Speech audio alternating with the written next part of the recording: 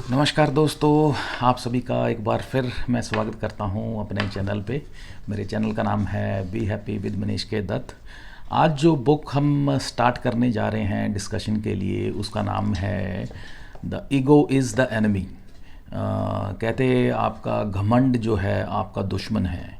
और ये बुक जो है लिखी गई है वर्ल्ड रिनाउंड ऑथर जिनका नाम है रायन हॉलिडे। ये one of the best selling author हुए हैं हिस्ट्री में। इन्होंने बहुत बुक्स लिखी हैं और उनमें से एक world renowned best selling book इनकी जो है वो है the obstacle is the way. ये कि इनकी जो बेस्ट सेलिंग बुक रही है पास्ट में, और ये जो बुक अभी हम पढ़ रहे हैं, आगे पढ़ने जा रहे हैं, the ego is the enemy, ये भी इनकी one of the best renowned best selling books में से एक है।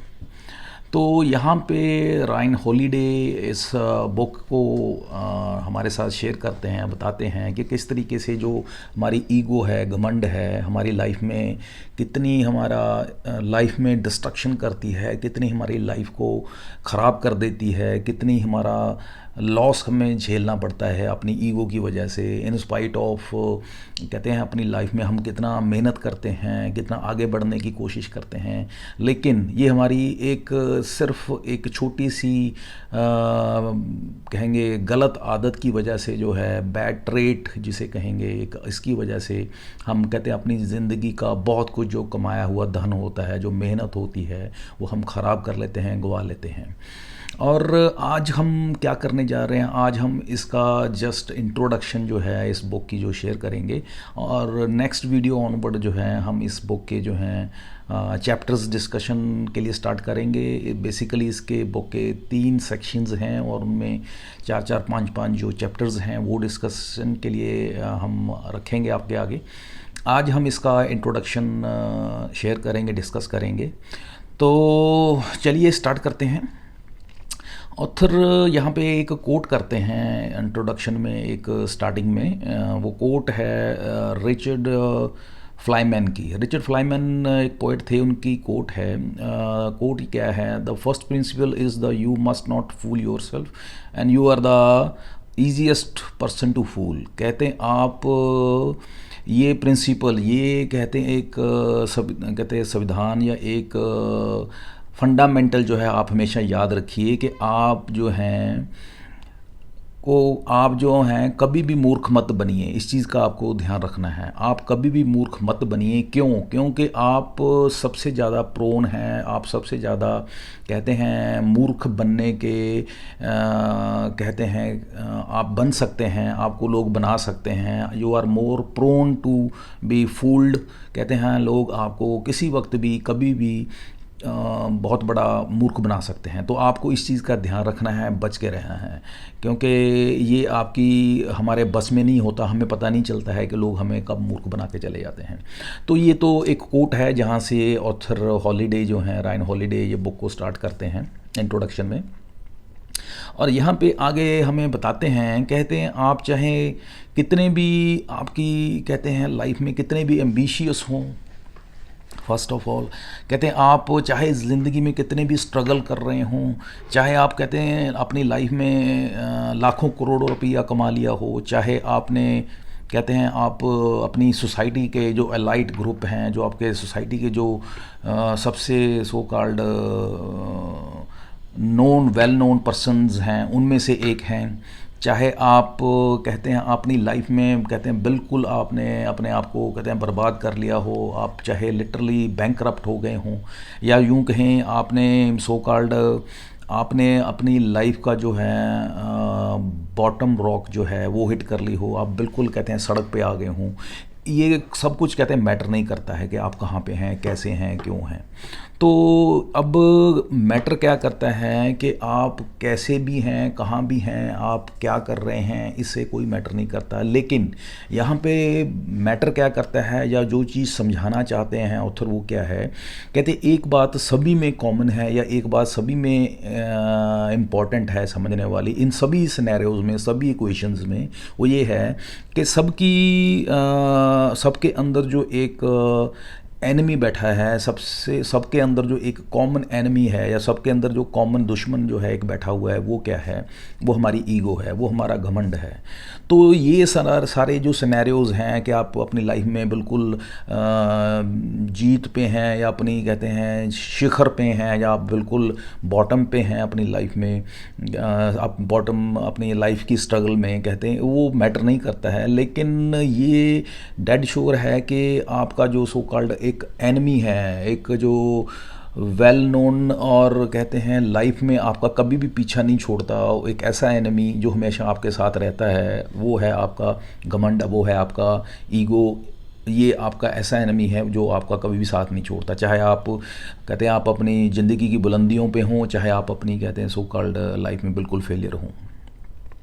अब यहाँ पे बताना ये चाहते हैं कि आप कोई भी इंसान हो, ये वो यही समझता है कि चाहे वो घमंडी अपने आप को माने ना माने, लेकिन जैसे पहले बताया कि ये जो घमंड है या ये जो ईगो है हर इंसान के साथ रहती है, और हर एक घमंडी आदमी को खास करके उसको ये महसूस होता है कि वो मैं बहुत बैलेंस्ड हूँ, बहुत एक वेल ऑफ और बड़ी एक बैलेंस्ड पर्सनैलिटी हूँ, और मेरे में कोई ईगो नहीं है और ऑल दैट।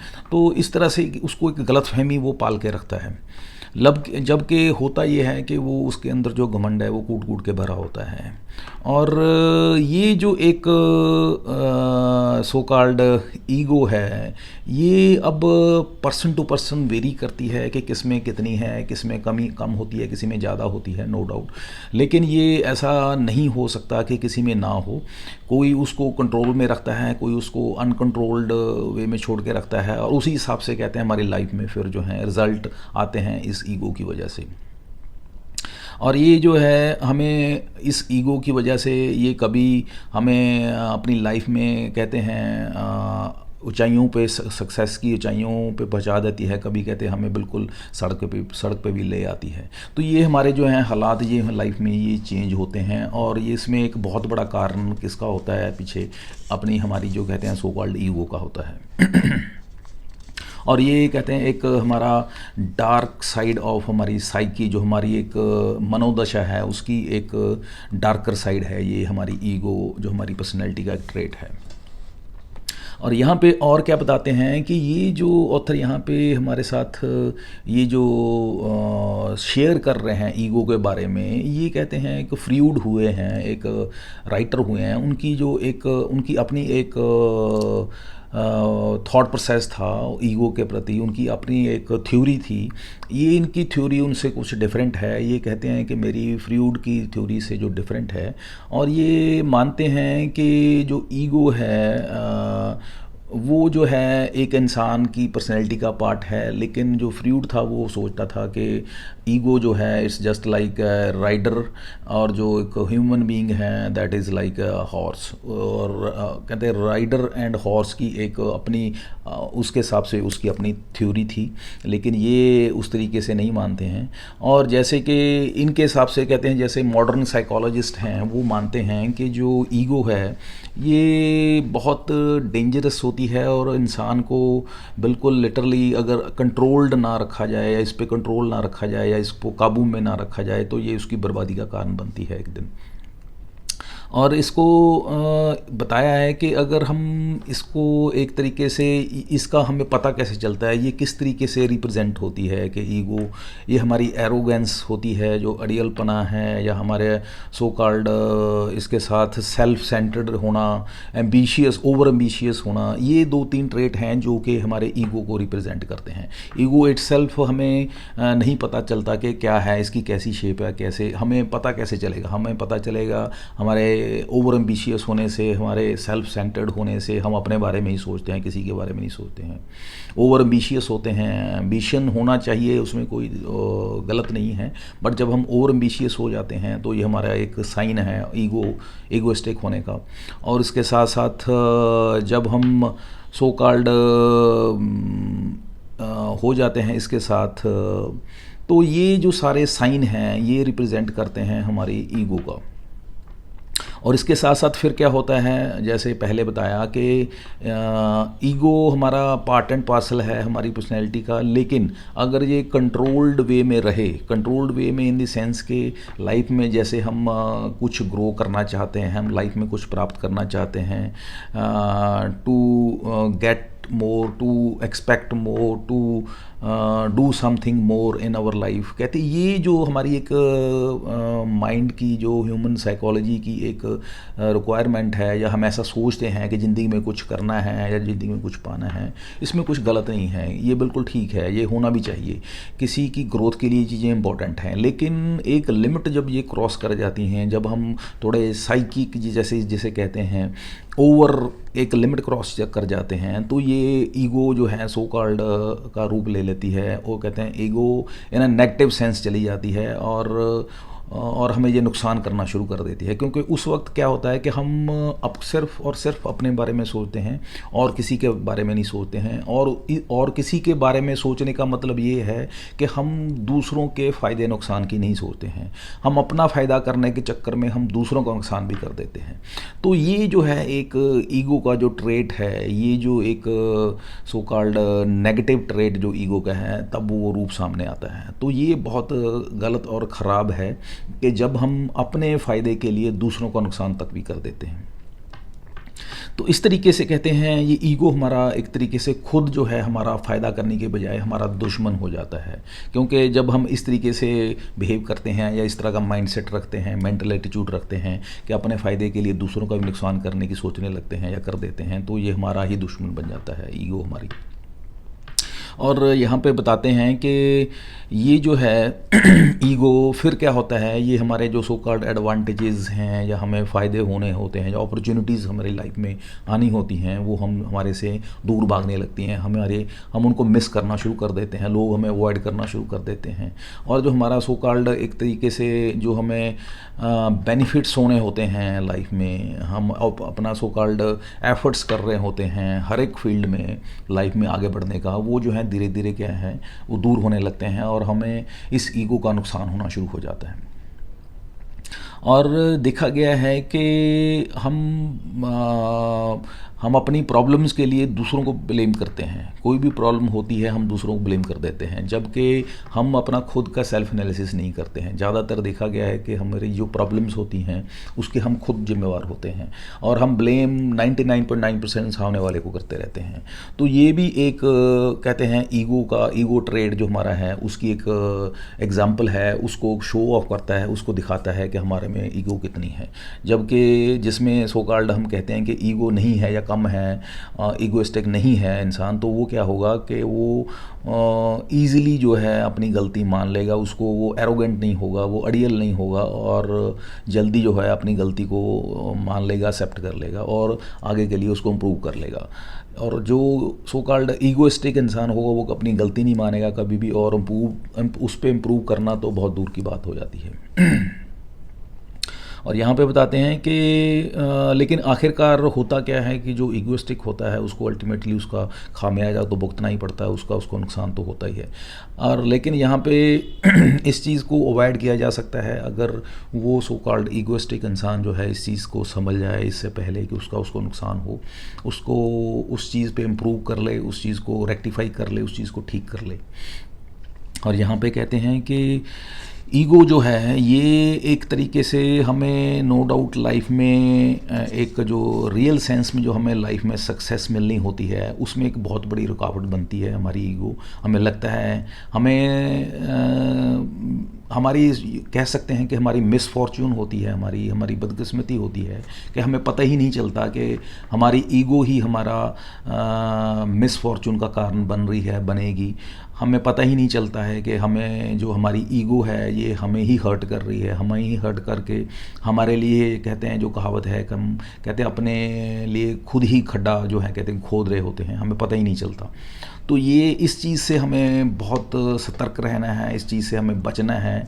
कहते हैं हमें अपने दुश्मन से ज़्यादा हमें अपने ईगो से बचना है, हमें अपने ईगो से ज़्यादा ख़तरा है। हमें कहते हैं दुश्मन से इतना ख़तरा नहीं होता जितना हमें अपनी ईगो से ख़तरा होता है, या हमें अपनी ईगो हमें ख़राब कर देती है हमारी लाइफ में, इतना हमें नुकसान कर देती है।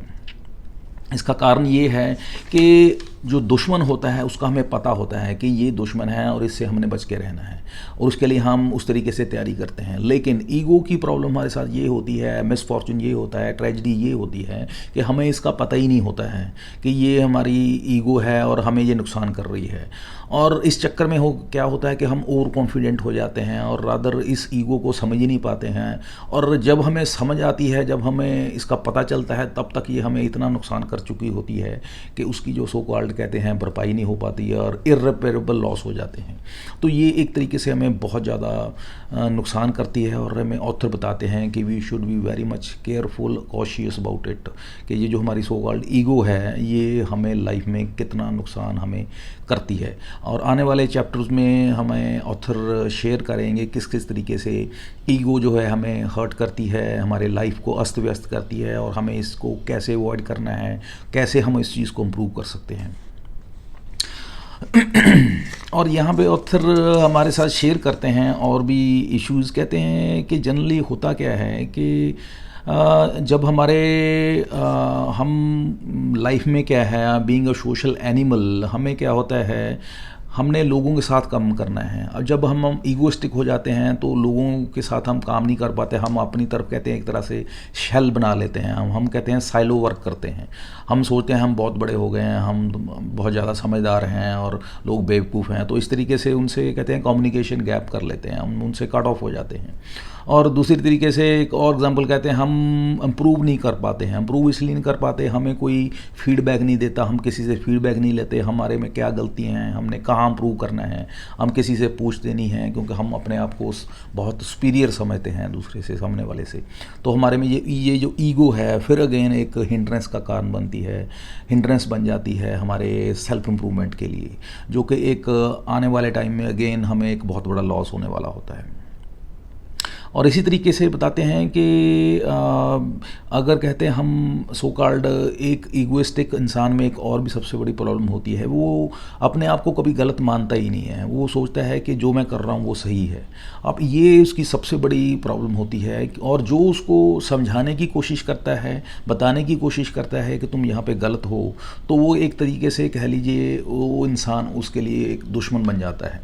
और वो जो ईगोइस्टिक इंसान होता है, जो उसको पॉइंट आउट करता है तुमने ये गलत किया है या तुम्हें ये सही कर लेना चाहिए, वो उसका दुश्मन बन जाता है। रादर उसको प्रॉपरली ठंडे दिमाग से उसको समझने के या उस बात को सुन के उसको ठीक करने की बजाय उसको कहते हैं एक तरीके से दुश्मन समझ लेता है और उसको उस तरीके से ट्रीट करना शुरू कर देता है। तो ये एक तरीके से एक बहुत ऐसी ख़तरनाक इक्वेशंस बन जाती हैं कि लोग जो हैं एक तरीके से उससे दूर होना शुरू हो जाते हैं, और वो इंसान जो है अकेला पड़ जाता है, और दूसरा वो लाइफ में इम्प्रूव नहीं कर पाता, और धीरे धीरे क्या है वो कहते हैं खुद अपनी सेल्फ डिस्ट्रक्शन की तरफ चलना शुरू हो जाता है।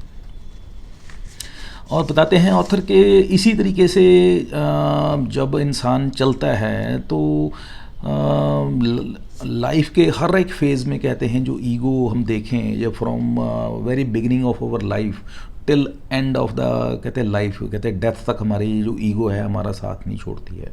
अगर हम कहें कि बचपन में थी, जवानी में नहीं है, या कहते हैं हम अब सो कॉल्ड कहते हैं हमारी एज होगी, एक्सपीरियंस हो गया लाइफ में, अब तो हम जी 50-60 साल के हो गए, ज़िंदगी में बहुत ज़िंदगी का तजर्बा हो गया, अब बहुत हम समझदार हो गए हैं सो कॉल्ड। लेकिन कहते हैं ये बेवकूफ़ी है, ये हम ऐसा नहीं होता है एक्चुअली, क्योंकि ये हमारी ईगो जो है हमें समझदार बनने नहीं देती है, क्योंकि ये ईगो है हमारा पीछा नहीं छोड़ती है, और ये हमें ऐसे ऐसे काम करवाती है, हमें ऐसी ऐसी बेवकूफ़ी हमसे करवाती है, जो कहते हैं हम सारी लाइफ उसको के लिए फिर हम रिपेंट करते हैं, पछताते रहते हैं।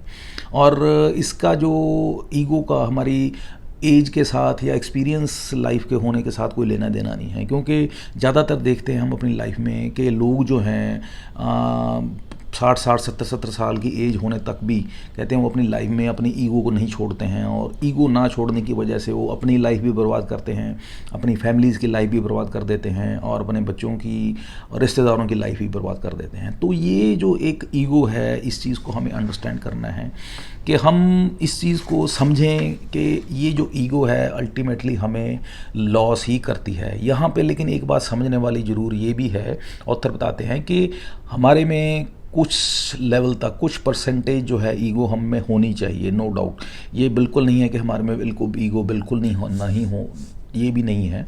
ईगो हमारे अंदर होनी चाहिए थोड़ी बहुत, क्योंकि वो ज़रूरी है हमारे सेल्फ डेवलपमेंट के लिए, हमारे लाइफ में कुछ प्राप्त करने के लिए, लाइफ में कुछ आगे बढ़ने के लिए।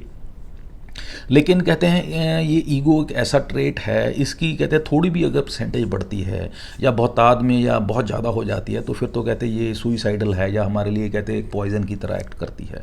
तो इस चीज़ का हमें जो है ध्यान रखना है लाइफ में। और यहाँ पे ऑथर एग्जांपल्स देते हैं बुक में कि बहुत सारे ऐसे, अगर हम हिस्ट्री में उठा के देखें, बहुत सारे ऐसे हिस्टोरियंस जो कहते हैं लीडर्स ऐसे ऐसे हुए हैं लाइफ में, जिन्होंने अपनी लाइफ में ये जो सो कॉल्ड ईगो की वजह से अपनी लाइफ में बहुत सारे उन्होंने नुकसान उठाए। बहुत सारे ऐसे लीडर्स हैं जिन्होंने इसका अपनी ईगो का फ़ायदा भी उठाया लेकिन नुकसान ज़्यादा उठाए। और ये लीडर्स फॉर एग्ज़ाम्पल इन्होंने शेयर किए हैं, जैकी रॉबिन्स हैं, रॉजवेल्ट है, बेंजामिन फ्रैंकलिन हैं, जॉर्ज हैं, मार्शल हैं, ऐसे बहुत सारे नाम यहाँ पे ऑथर डिस्कस करते हैं जिन्होंने अपनी लाइफ में ईगो की वजह से नुकसान उठाए। मैक्सिमम लोगों ने नुकसान उठाया, लेकिन कुछ समझदार भी थे जिन्होंने अपनी ईगो को कहते कंट्रोल्ड वे में रखा और उसका फ़ायदा उठाया। अब यहाँ पे इस बुक को ऑथर ने कहते हैं 3 सेक्शन में इसको डिवाइड किया है। वो 3 सेक्शंस क्या हैं? Aspiration, success and failure. और ये 3 सेक्शन में ऑथर ने इस बुक को इसलिए बांटा है क्योंकि ऑथर समझते हैं कि हमारी लाइफ में जो साइकिल में चलती है हमारी लाइफ, कहते हैं होता क्या है हमारी लाइफ में, ईगो कहते हैं हमारी हर एक फेज़ ऑफ लाइफ जो है उसमें हमारी कहते हैं एनिमी रहती है। चाहे हम सो कॉल्ड ज़िंदगी में कुछ एस्पायर कर रहे हों, कुछ प्राप्त करने की इच्छा कर रहे हों, तब भी हमारा ये एनिमी होता है, हमारा पीछे कर चल रही होती है। अगर हम ज़िंदगी में सक्सेसफुल हो जाते हैं तो अलग तरीके से हमें ये पीछे चल रही होती है, हमें घमंड होना शुरू हो जाता है ज़िंदगी में सक्सेसफुल जब हो जाते हैं। और जब हम कहते हैं लाइफ में फेलियर होते हैं तब अलग तरीके से ये हमें पीछा करती है, हमें छोड़ती नहीं है। और कहते हैं इस बुक को इस तरीके से स्ट्रक्चर करने का या तीन कहते हैं अलग अलग फेजेस में बांटने का ऑथर का रीज़न ये है, वो इसलिए है, ये जो स्ट्रक्चर जो दी है एस्पिरेशन, सक्सेस एंड फेलियर, इसके पीछे कारण ये है, कहते हैं ये इसलिए कि ऑथर चाहते हैं कि वो हेल्प कर पाएँ हमें कि जब भी ईगो हमारी है हमें एक तरीके से इन्फ्लुएंस करना शुरू करे, जब हम लाइफ में कुछ कहते हैं सक्सेस हासिल करते हैं तब वो ह्यूमैलिटी और सो कॉल्ड जिसको कहते हैं डिसिप्लिन के साथ हमें कंट्रोल कर पाए। जब हम सक्सेसफुल होते हैं लाइफ में, हम कहते हैं आउट ऑफ कंट्रोल होके अपनी ईगो के उसमें इन्फ्लुएंस में आके कुछ गलत ना करें, इसलिए हमें ह्यूमैलिटी और डिसिप्लिन में रह के चलना है जब हमें ज़िंदगी में हम सक्सेसफुल होते हैं। और जब हम कहते हैं फेलियर होते हैं तब हमारे में अंदर इतनी स्ट्रेंथ हो, इतनी पेशेंस हो कि हम उस फेलियर को झेल सकें। तो ये इस तरीके से कहते हैं लाइफ में ये साइकिल चलता रहता है। और ऑथर चाहते हैं इस तरीके से इस पूरी बुक को 3 सेक्शंस में बांटा है और बताते हैं कि वो किस तरीके से ईगो को हमने इन तीनों फेजेस में कैसे मैनेज करना है। और इसी तरीके से हमें ऑथर बताते हैं कि ये जो कारण हैं यही ईगो के जो सो कॉल्ड हम इस पूरी बुक में डिस्कस करने वाले हैं कि किस तरीके से हमें ईगो इफ़ेक्ट करती है हमारी लाइफ को अलग अलग फेजेस में, और किस तरीके से हमने इसको समझना है, किस तरीके से ईगो के इल इफेक्ट से हमें बचना है, क्या क्या स्ट्रेटजीज़ हमें अपनानी हैं, और कैसे हम इस ईगो को बजाय इसके ये हमें नुकसान करे, हमने इस ईगो को जो है इसको अपनी फेवर में यूज़ करना है। So this is all about the introduction of this book.